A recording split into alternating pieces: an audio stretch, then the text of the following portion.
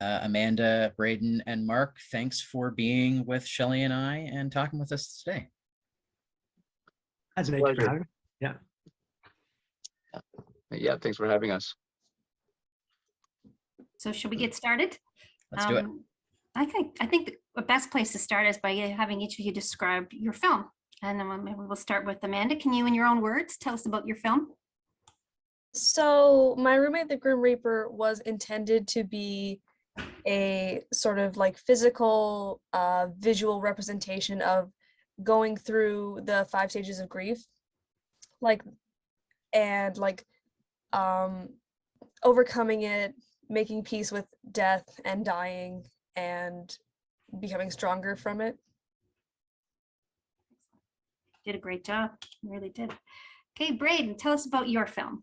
Yeah, I was always kind of like changing my idea, trying to figure out what I wanted to do, and I actually ended up. I've been in LA and Vancouver recently, and I just went back to Toronto. I didn't know anybody here, so I was trying to figure out like what I could do with kind of what I had. So then I had a lot of this other footage from when I was a kid.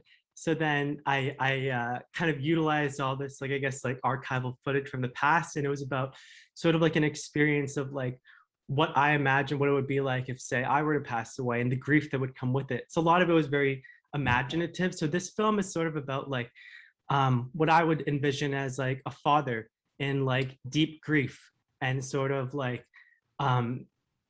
in like not really accepting that his son has passed away, and that he's sort of just trying to like talk himself into it being okay. And it's sort of like the struggle behind that whole situation with somebody who has lost something. And it's just like, sometimes maybe they're not ready to accept that. And that's kind of, I guess, what my film is sort of about. Yeah. It's a great film, Brayden. And I have to tell you that your home videos were a huge hit. Oh, awesome. Awesome. They were really, really well done. Yeah, thank you. There was much discussion as to whether or not it was stock footage, or if it wasn't, where did you get it from? So knowing that it's you. All of it was recorded by my grandpa, and he sent me that footage a few years back. And like I said, I was sort of struggling with like figuring out crewing in Toronto because I don't really know too many people here. So then I was like, you know what, I think it would be a great option to just use what I have, right? So then I used a lot of the footage that I had from the past, and I think it seems like it turned out well. So yeah, good job. Yeah. Okay. Thank you. And Mark, let's talk about your very progressive, innovative AI film. Yeah, I just wanted to preclude that with saying that I'm excited to watch these other films. I haven't seen them at all, so I'm looking forward to when GRFF starts, watching them online and at the screening on May 14th. Yeah, so AI is you'll know, Sheli, from the original film proposal, the title had changed, and even the story had changed. But what I wanted to do from the get-go was to keep the storyline and the premise the same. I wanted to keep it within the 21st century, technology, and with AI being, especially smart homes in the home, it's becoming commonplace now, especially for, obviously more affluent, a society. But I just thought it would, I didn't want that to kind of overtake the story, the human story. The human story is what I really wanted to be at the forefront of it.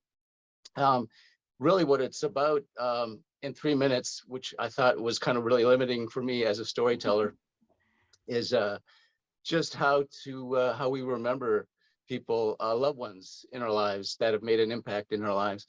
And I just wanted to showcase that visually and audibly through the smart home technology that we use in our homes. And that's what AI is about in a nutshell. Yeah, it was great. It was really well done. And I think that the response from the group, I mean, all of the films were so well done this year. And we had quite a challenge this year trying to put one ahead of the other because they were all creative. And Amanda, yours was so great, with so funny, and the egos and the music and everything else you did. So these 3 films, yeah, it's pretty high standard you set. Yeah. Great, awesome. Thank you. So I wonder if we could learn a little bit more about each one of you and your journeys as filmmakers. How did you start out wanting to be filmmakers, and where do you where are you going next? Whether you're beginning of your career, you're an established filmmaker, but where'd you start out and where are you going? I guess like the quick 2-minute version of my story is I've always loved like writing stories as a kid. Like whenever we had a creative writing thing in my elementary classes, I was like always on board with it. And then that followed into high school. And my final year of high school, my my drama teacher gave us a project which was just like free reign. You can do whatever you want. And at that same time, I was applying to different universities, and a lot of them were art schools that required film submissions. So I thought, why not make my film submissions for university while also making a short film for my drama class? And I ended up making 3 short films over the course of like 2 weeks, all written, directed, and edited by myself.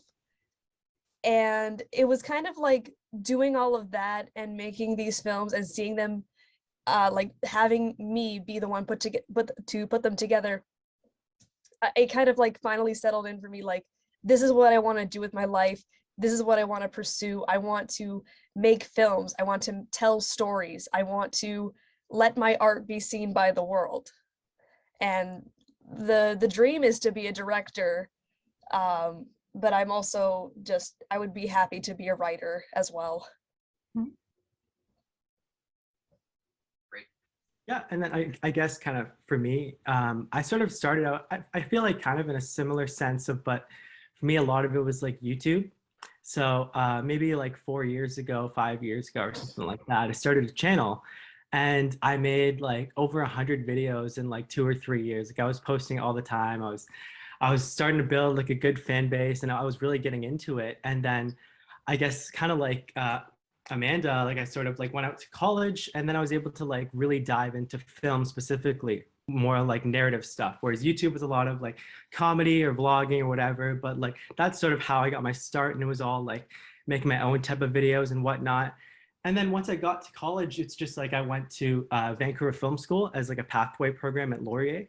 And there it's like we were able to explore so many of the different disciplines. So we got to do production design and write and direct and edit and do everything. And then from there, it's just like, because I knew everything like within film and what the possibilities were, I feel like I just kind of fell in love with it. And I've been really grinding it out the last couple of years, trying to do my best. And I just actually finished up Laurier just last week. So now I'm sort of diving into the industry, trying to figure things out. So like I'm assistant directing the shoot tonight, and I'm hoping to do a lot more of assistant directing and kind of like slowly try to like work my way up to a director. I think I understand, like a lot of people say that when it comes to directing, your prime is something like 40 to 50 years old or something like that. So I think I have some time, you know what I mean? So it's like, we'll try our best, try to work our way up. But as for now, it's like kind of just trying to get on set and do whatever I can to network and become a better filmmaker for right now.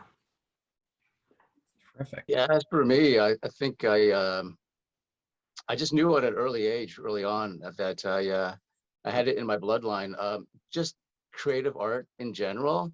I started out as a freehand artist. I did a lot of like sketches and mostly like portraits, but it was time consuming and I didn't have the patience for that. I was going to originally attend Sheridan College for their animation, but I didn't have a portfolio at the time to submit for the application. And and the other thing too is like, because of my lack of impatience or lack of patience, I just wanted to do visual work in filmmaking, and which is more kind of in your face and right there. Like if you get on the set in a camera or on a crew on a working set, that just seemed to me to be the bloodline of creativity for me. So I applied to a Toronto Humber College actually, and I got in there. I did the formal education, which was great because it just taught me the nuts and bolts of it all. And after I graduated, I went right into the independent feature filmmaking world in Toronto as in the post-production. So I was an assistant editor, and I learned a lot when you're in the editing room. Maybe Brayden, you will know as an editor, Yeah. you know when you put it together if it works or not, and you know how the directors kind of what shots they take, and when you assemble it all together, if it all comes together. Obviously, there's so many factors, which I love about it. It's a collaborative effort, and that's what I love about filmmaking is the collaboration. I mean, the actors obviously have to be on top of their game, and everything as far as like the crafts, the services, the lighting and the cinematography, and everything in post-production, the music and the sound effects. It just all has to come together. But what it taught me in post-production is the storytelling aspect. And to me, that's really what I wanted to focus on. And I did on my own. I'm a self-taught screenwriter now for about 5 to 7 years now. I've been writing features and TV pilots. Actually, and that segues into what I'm doing now. Actually, I just applied to a BIPOC writing group based in Toronto. It's all with vetted writers and producers and showrunners. And actually, it's writing for animation. So I just wanted to do a lot of the diversity of it all. The thing about being a Canadian here in the industry is that you have to be diverse. You can't just focus on feature writing only or TV series or episodic. Unfortunately, you have to be diverse. It's not like in America where if you're on a show, you're kind of there for the life of however long it lasts until they get canceled. You've got to really fight for those gigs. And I'm a freelancer, right? So, but anyways, I'm getting the industry knowledge that I need to be a full-fledged writer as a career. But I'm also continuing to do my independent films on the side. Eventually, I'd like to do direct episodic TV and write for being in a writer's room on a TV series would be amazing. And also doing feature work. I mean, I would love to write and direct my first feature. I've already written features. I just need to raise funds, and it's so difficult getting funds for films nowadays. Okay. Well, the one theme I heard through all of this was that you're all storytellers. And I think with YODO, with our contest, where we start is, okay, share with us your idea, your story. So maybe you could tell us a little bit about how you went from your original concept to your actual film, your submission. Do you want to start, Amanda? Yeah, I've always had this kind of idea lingering in the back of my head of just a kind of like domestic Grim Reaper situation. And as you know, I actually submitted 2 different submissions. I had more of just a simple accepting death plot. And then after I had submitted that one, I remembered my little Grim Reaper plot that's always been bouncing around. And I'm like, this is the perfect opportunity to use it. And throughout like writing the script and like putting it all together, I thought more and more just about what I wanted the Grim Reaper to represent, whether or not it was a real thing or if it was just like a manifestation of the main character's like depression and denial of the whole situation. Because I intended for like the first part of the film to just be more of a sitcom-y fake world, like to represent her denial of the situation until the reality hits in later. And I feel like I accomplished that pretty well, and I'm proud of what I came out with. That's great. You should be. What about you, Brayden? Yeah, I mean, I guess I kind of talked about it a little bit before because like I had a completely separate idea to begin with. And then, like I said, just with like crewing and everything, there were some logistic issues. And I remember emailing you, Sheli, because I was a little worried. I was like, am I okay to like change my idea and kind of go with something else? So I feel like a lot of filmmaking is just kind of like, I think Mark even talked about it with funding. It's so hard to get funding, so hard to like get the money that you need. And sometimes you just have to work with what you have. So then, like I said, I kind of looked at the footage that I had, some other footage that I shot like recently, and then just kind of, I guess I kind of went in and looked at the requirements again from YODO and tried to analyze like what the sort of feeling and what kind of things that you guys might want. And what I kind of envisioned was, I think one of the main topics was like making sure that like death is something that can be talked about. And so I wanted to make sure that I tried to include that within my story, and basically just trying to combine, like I said, what I have with like trying to capture that feeling. So then when it came to sort of like my writing, I just tried to think of like, how would I feel if that happened to me?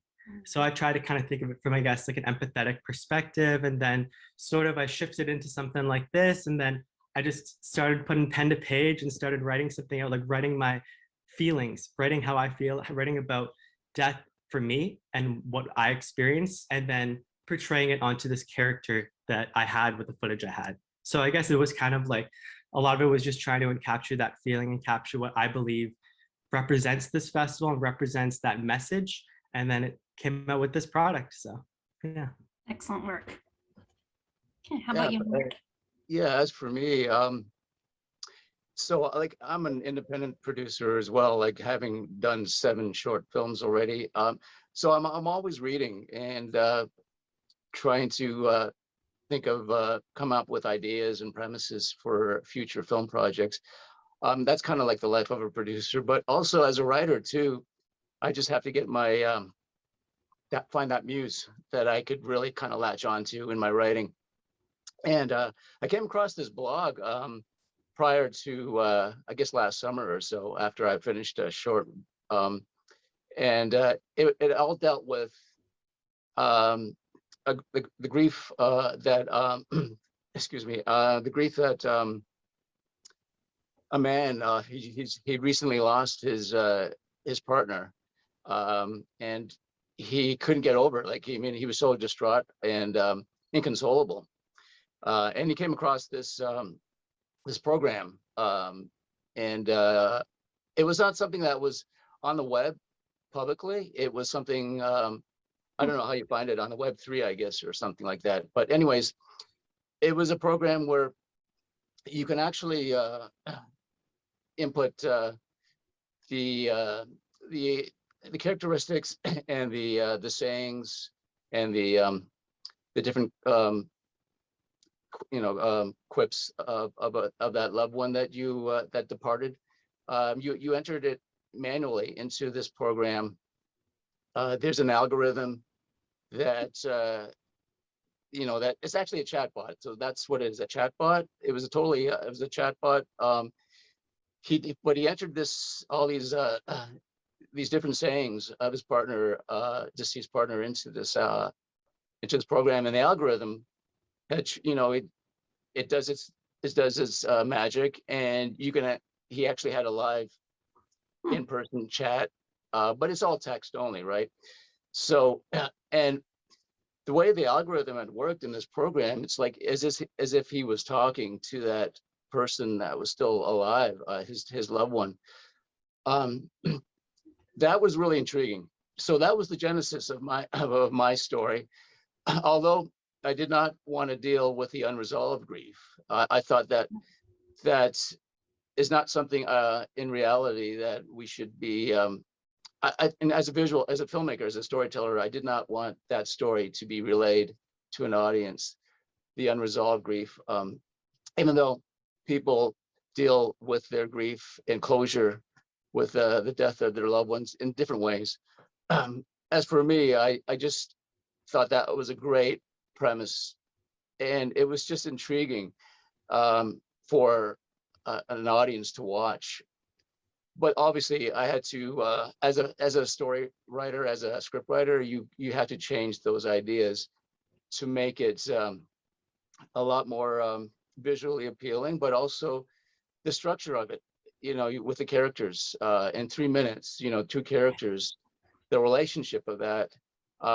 So then I had to change it.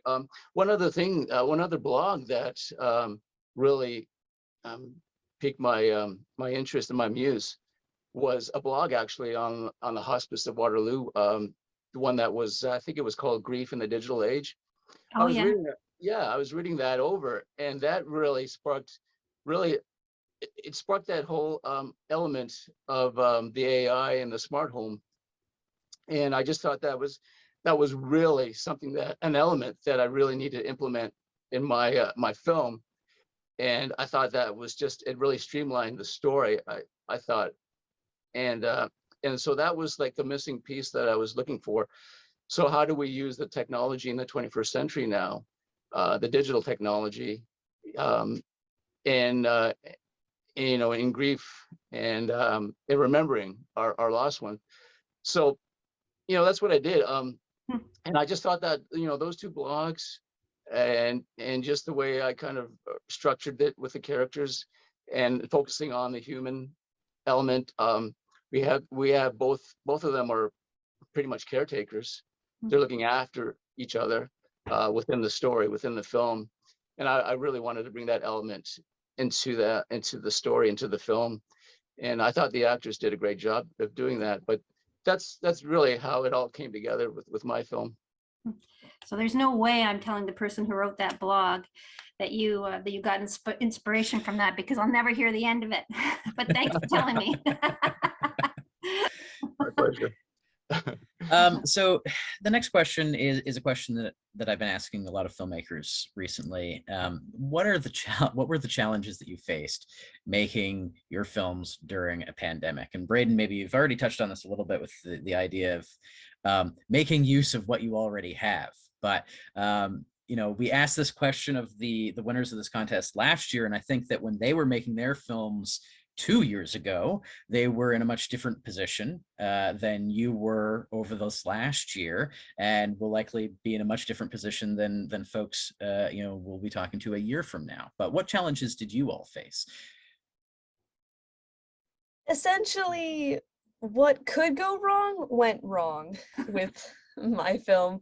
I had actors set up. I had my script was written. I was happy with it. And then filming kept getting pushed back until the point where I wasn't in Waterloo, my actors weren't in Waterloo during the Christmas break. And then I came back in January and my actor still hadn't returned. And I got in contact with her and she's like, I'm not coming back to Waterloo. So I started panicking. I started looking for other actors and nothing came up. So I kind of just begrudgingly, maybe that's the wrong word for it, but I ended up having to be the actor in the film. And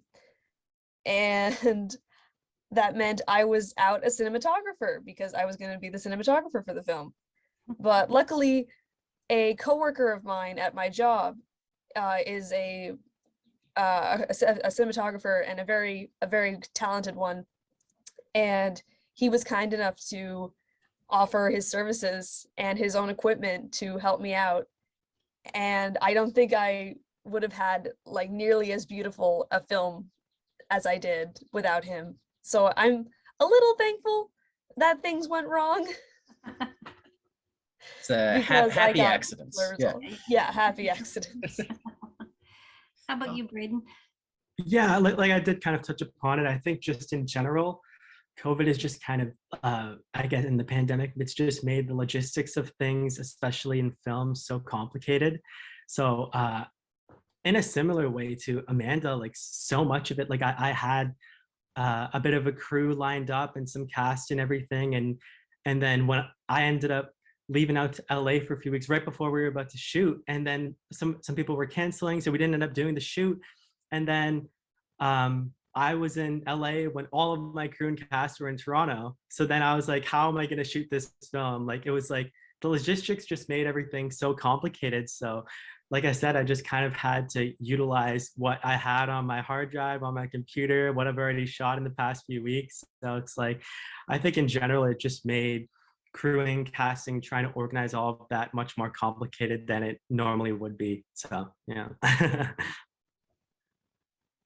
Yeah, other than the obvious funding that's a detriment to a lot of filmmakers, I was thankful that my crew, it was a skeleton crew, just a cinematographer and the sound recordist, thankfully. And I had to wear so many hats, like a first AD, and I had to be the clapper, and I had to be like a PA. but even my actors, they were just so gung-ho about the script after they read it. But anyways, one of the biggest hurdles that we had was, or I had personally, as the production manager as well on the film, was finding a location. And location is just so horrendous, especially in this age, where everything's got to be pristine as far as like germs and everything. And especially we shot interiors, but thankfully my lead actor had a family member who was available to give her home to us, so that worked out while she was at work. That worked out, but that was the biggest challenge up until the shoot day, just that location. But other than that, yeah, that was just the biggest hurdle. Other than that, it was fairly smooth, thank goodness. I mean, hopefully things get easier from here on out, but who knows? And certainly I know from talking with people who are working on features right now, it's there's still that question in the air. So they're scrambling to try and get as much done as they can while they can. So we're very happy that you were all able to get final products out and successful ones at that. Yeah. And listening to you all so far this afternoon, I'm thinking, wow, this is like a film 101 course, all the different information you're sharing and expertise. And so that leads me right into my next question is, what would you as filmmakers say to other filmmakers about producing a film on this particular topic? I know it hasn't been that easy. Even personally, I have not had much experience with losing a close loved one. Like, I've had family members die, but I haven't been particularly close to them. So getting into that mindset was a little difficult for me. So I kind of was just I envisioned, like, for my story specifically, what if I had been given a terminal diagnosis? How would I process that? And I just kind of like rationalized in my head, it's just, I would deny it. I wouldn't, I would be in denial of it until like reality was unavoidable and I was kind of forced to accept it. And it's just like, even if you don't have that close experience, or even if you do, like, putting yourself in a different mindset or a fresher mindset always helps for me personally. Good advice. How about you, Brayden? Yeah, I mean, I feel like specifically when talking about death, I feel like a lot of times in the film industry, when it comes to writing and everything, it's almost as if I believe that there's like certain topics that people may be like afraid to talk about, or something that like maybe for myself, I haven't had that much experience with death, and sometimes I feel like maybe you have to take some risks, and I think in film you always have to kind of go in and do that, and sometimes maybe it might be hard to sort of talk about some of these more intimate topics, but I feel like the most personal stories are the ones, like, I think it's a Martin Scorsese quote, the most personal stories are the ones that are the most creative. So when you bring that like intimate side and bring that emotional aspect to your film, I think it helps so much. I think a lot of times just writing from the heart and writing how you feel is okay, and that you shouldn't necessarily be afraid to sort of venture out into certain things that might seem risky or fearful. But I think film is full of risks, and a lot of times that's what ends up being the best product. So yeah, I think just kind of go with your gut and kind of like take the risk, write what you want to write about, and write from the heart. So yeah. Excellent. So what are you going to add to that, Mark? These are pretty inspiring so far. Yeah, to piggyback on what Brayden had said, along the lines with famous quotes from Hollywood directors, Hitchcock said, Alfred Hitchcock said, the three elements that are required to make a film is the script, and the script. And and it's so true. I mean, I found that out as a filmmaker in the post-production aspect of making a film. you when the film comes together, you know if it works or not because it was on the page. You know, if it was not on the page, it wouldn't be on the stage, as another quote from somebody else. But anyways, yeah, if the story isn't there in the script in the beginning and the dialogue isn't there, it's not going to work. You can have all the best elements with the acting and all the skilled elements of the film.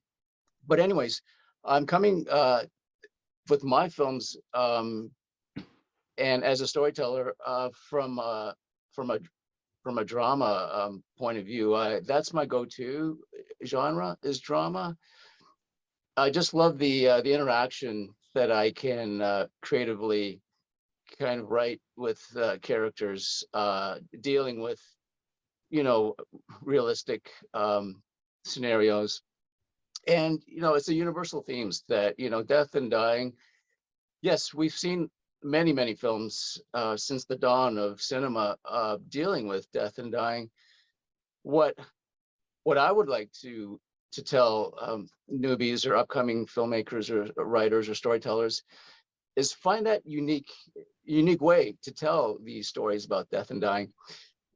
For me, it's become too, unfortunately, film and TV has become so commonplace in everybody's lives, especially with the streaming services now, that all the stories that are told about death and dying has become cliched and and unfortunately kind of belittled.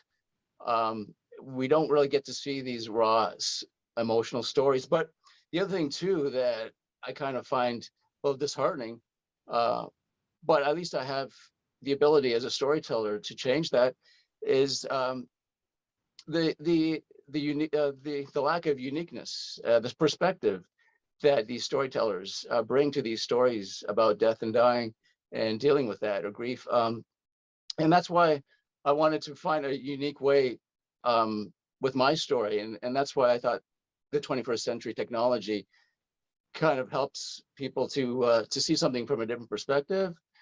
Even though the story is the human story between the husband and wife and their relationship and dealing with somebody who's dying. Yeah, that's commonplace, you know, unfortunately, in today's society as mortal human beings. But you could find that unique perspective, that unique element that people will remember. You know, viewers, film watchers, and film goers. You know, they're very smart, and you know they'll come back to, they'll watch a film, or they'll be intrigued by a film, not just from the you know, the acting and if there's A-list actors or not, or if it's the story. It's coming back to the story. You know, how unique is this story? Has this perspective? Has it ever been told before? Nothing, unfortunately, nothing is totally and wholly original anymore. So, you know, we're never going to see something unless we're really far out there. But as far as like a human story is concerned, nothing is totally original anymore. So you've got to find the originality within that perspective of how you tell that story with those characters. But yeah, I would just suggest that up and coming story writers or even mid-level or emerging to just write your stories with that unique perspective. It might not, like for me, it didn't come from my personal experiences, much like Amanda and Brayden. I haven't had to deal with death and grief in my life. But you know, as a storyteller, as a director, as a producer, you just find those unique stories and those elements that you can incorporate into a story, into a film, and that audiences will kind of, you know, be interested in and to keep their attention. So, no, that's my 2 cents. Well, and you certainly walk the talk. I think all three of you are here today because you did exactly that. You found a very unique way to cover a topic. So thank you for that. Pleasure. So the three of you kind of represent filmmakers at different stages of your careers. And these films, one of the ways that we're going to be showing them is part of the From Our Backyard local shorts program, which is going to be available for free to our audience throughout the entire duration of the festival. We have filmmakers in that collection that are in high school. We have filmmakers in that collection who have been doing this for many years, professionals, amateurs, everybody. What advice would you have to someone who is looking to get into filmmaking at any stage of their process, their life, what have you, and maybe specifically about, you know, how you have found making films in Waterloo region, and what advice you would have to them? Mark, you've already kind of, you know, talked about the importance of scripts, but yeah, what advice would you have for folks starting out? Something that to this day I still fall victim to is you are and always will be your own worst critic. Like I consistently, whenever I make, write, or do like something, I will notice none of the good points. I will only notice the flaws, what I couldn't do. And it's all about either not specifically getting out of that mindset, because more times than not you will be stuck in that mindset. It's important to like get outside opinions. Like I seek out, like, I show my films to my friends, I show them to family members, and I say, be honest, be truthful, like don't hold anything back. If you see something wrong, tell me. If you see something you like, tell me. And it's and going into like specifically for Waterloo, it's about knowing your area, knowing what is like important around, what is like what the people are like, what they do, and just getting to know your surroundings and your community is also a very important thing I find in filmmaking. Making connections, and yeah. But just like I hammer home the you're your own worst critic and you always will be. Well, as an outside critic, you did wonderfully with this film. So, Thank you. Brayden? Yeah, I mean, I think for me, obviously I'm young and still just trying to get into the industry myself, trying to figure my way out. But I think the biggest thing for me is to like just do it and just actually film and just actually go out there. And I think that experience is like the biggest thing. I remember when I first wanted to start making films after like kind of shifting from YouTube to film, I was like so afraid. I would write and then I would be like, oh, this isn't good enough. And then I would write something else and I'd be like, this still isn't good enough. And it's like, your first film is probably not going to be very good. And your second film is going to be a little bit better. And your third film is going to be a little bit better. And your fourth film is going to be better. And the fifth one, you might win a festival. The sixth one, you might, you know? So it's just like, it's experience. And it's like, honestly, you just have to go out there and do it. So often, like I'm, even today, like I'm writing and I'm like, oh, like this isn't good enough. And I want to give up on the script. I'm like, oh, this isn't good enough, you know? And then I just, instead, I try to be proactive on it. Like actually just, you know, tell yourself to just do it. Just call up a friend or whoever. And if you're just starting out, just make a film with some of your friends. And like I said, maybe it's not going to be very good, but you're going to get better and better and better, because you're not going to be Martin Scorsese at day 1 or day 50 or day 100, but you might be Martin Scorsese at day 5,000 or 10,000. So I think so much of it is just like, yeah, like so often people are just, I mean, myself too, I'm guilty of it, are just afraid to sort of get out there, start, and like put in the work to do it. But like, that's what you got to do. So, yeah.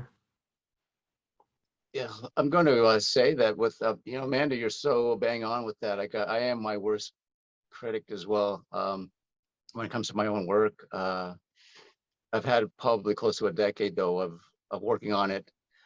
But it is important to build that community. It definitely is, and that's what I would strongly suggest. I had to do that here, unfortunately, or maybe not. This community, the region of Waterloo, there are filmmakers out there, independent filmmakers, but they're doing their own thing, and we don't collectively get together, unfortunately. And there's not that support system that's really strong in the region. But there are people, like, I mean, I found probably a handful of people. I found some script writers, independent writers who are writing features, who are living in Kitchener. And I know a couple of directors who have already made a couple of their own features.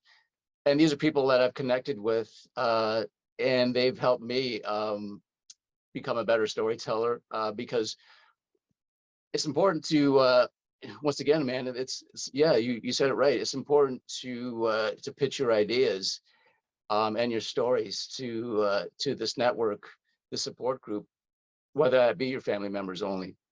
But if you have fellow filmmakers, indie filmmakers in the industry that could help you to elevate you to more of an industry standard, that then you're just kind of like you're at the head of the game in a way. But that really helps. I mean, networking. This festival, GRFF, is an amazing opportunity for networking and for building that community of filmmakers. So get out there to the, I know this is a plug, but get out there to your those public the screenings and then just meet people. But there's there's a lot of Facebook groups that you can connect with people too, and so yeah, just make sure that for newcomers who want to get into film in the film industry, yeah, it's also important to get on set, even though it might just be your friend or somebody else who's interested in film. Just make your own films.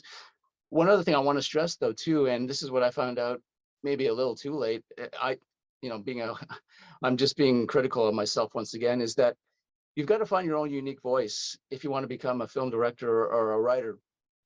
You don't want to be you don't want to be like, you don't want to write similar to others. You don't want to be like a Tarantino, or you don't want that, because you're not going to get people reading your stories, or you're not going to get your stories produced. If you want to go that in that respect in the industry, you don't want to go to if you want to get an agent or a manager to get you gigs, or to get you writing gigs, or to get your film produced.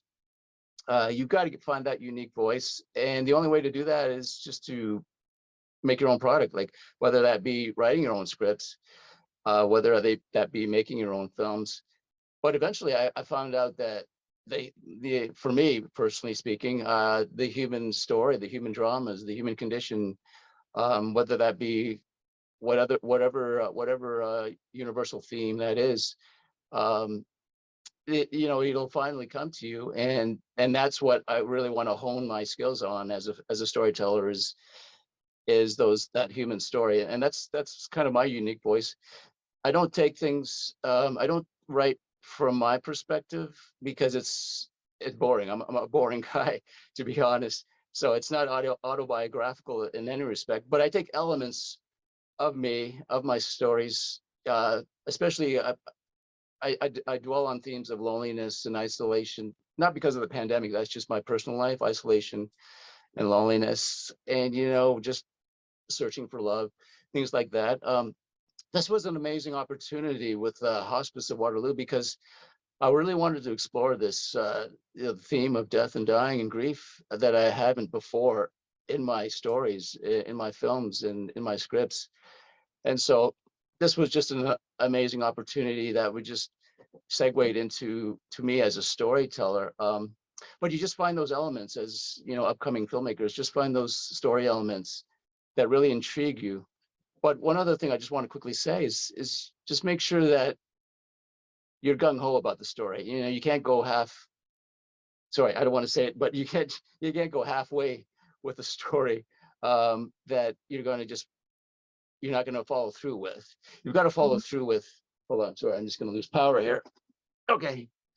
Yeah, you don't want to go halfway through something, and because really you're not only your worst critic, but your film, your what I was told in film school, maybe Brayden, you might have known this, maybe Amanda too, is like, you're only as good as your last film.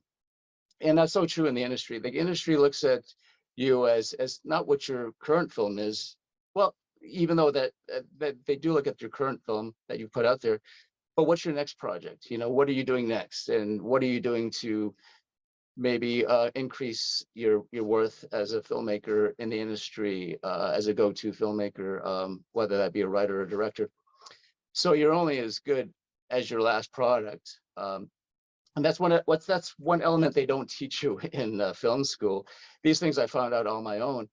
But they are it's so necessary to know these things because it's such a cutthroat industry right now.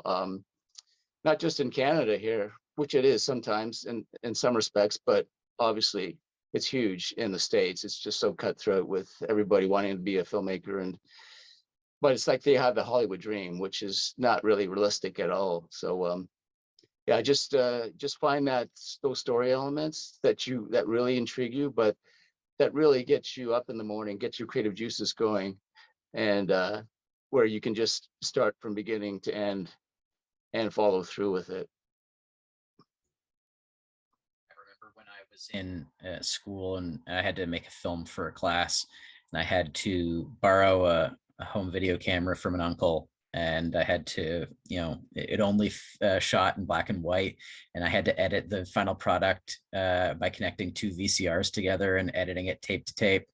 And now, we all walk around with movie studios in our pockets that has more capability than everything that I used back then. So if I were a kid today, I would just be filming every random thought that came into my head. I'd be doing Lego animation. I'd be doing, videos with my friends. And it's a great place to start, I think. And YouTube has also enabled people to just put whatever they want up online, and if it starts to connect with people, that gives you a reason to kind of hone your ideas and your talents. And there's so many different avenues for people to express themselves.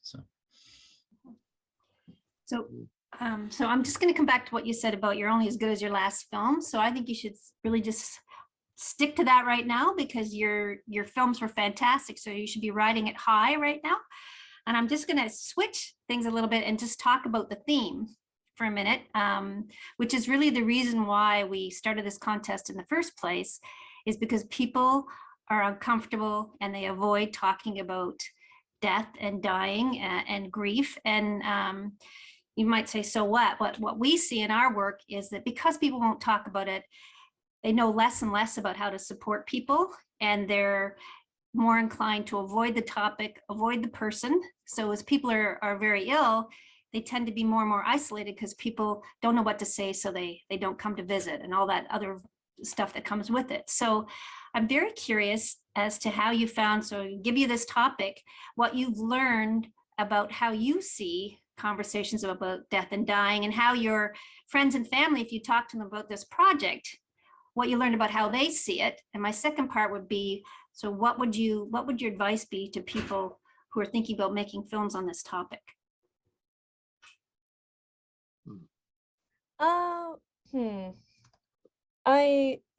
To backtrack for a second, what I said earlier about being your own worst critic, that hit hard for me for this film. I would sit at my computer editing it and I was so disappointed in myself. I felt like it was not what I intended it to be at all. And it wasn't until I had a friend of mine look over it and she was like, "This is amazing. What are you talking about?"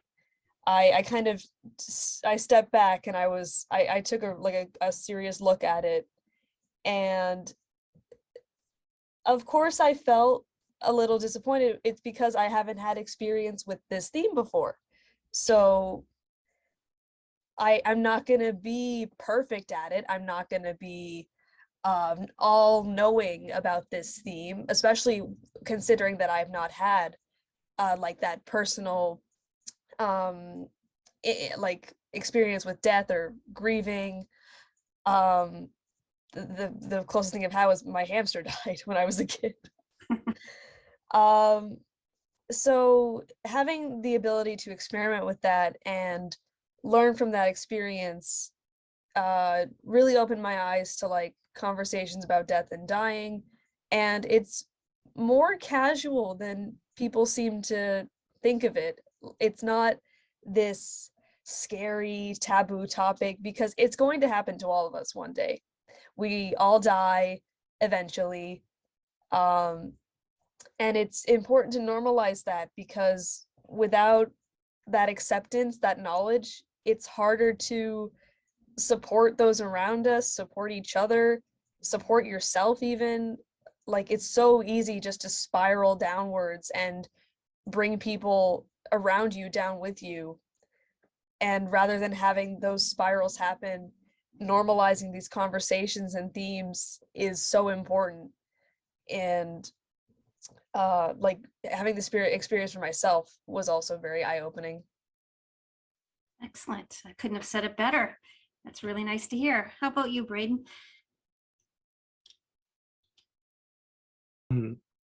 So hard for us, whether we've dealt with it or not, almost just to understand and put it to scale, because obviously it's something that's so impactful on all of us, whether that's, you know, being very sorrowful after or what, but it's such a big part, and sometimes it's scary because it's so huge. And I think a lot of times with people, when there's such a big thing and it's so scary, we kind of just want to avoid it. We want to just stay in that like happy zone or something, and we kind of just want to avoid it. We it's like we don't really want to deal with it. We don't want it to be a part of our reality, and it is. So it's like we kind of just have to sort of accept that as a reality, not really be scared of it. And like I said, since it's so big, obviously there's so many emotions that come with it.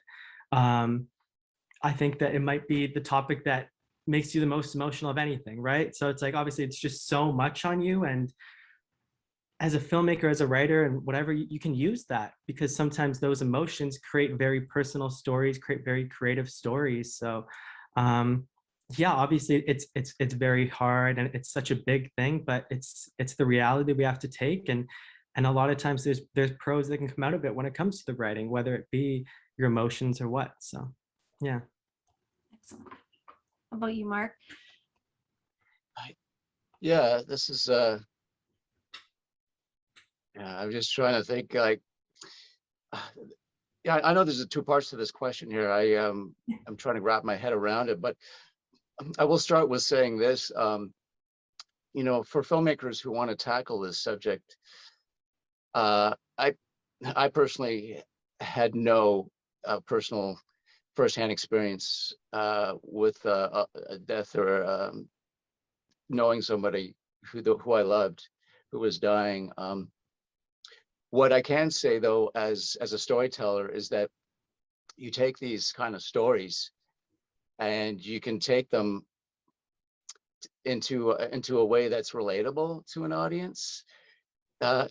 Yeah, you might have some more insight if you experience them firsthand, for sure. But you know, especially in the short format of a short film, you can still get the message across to an audience, to people that may be going through the, you know, the grief of a loved one.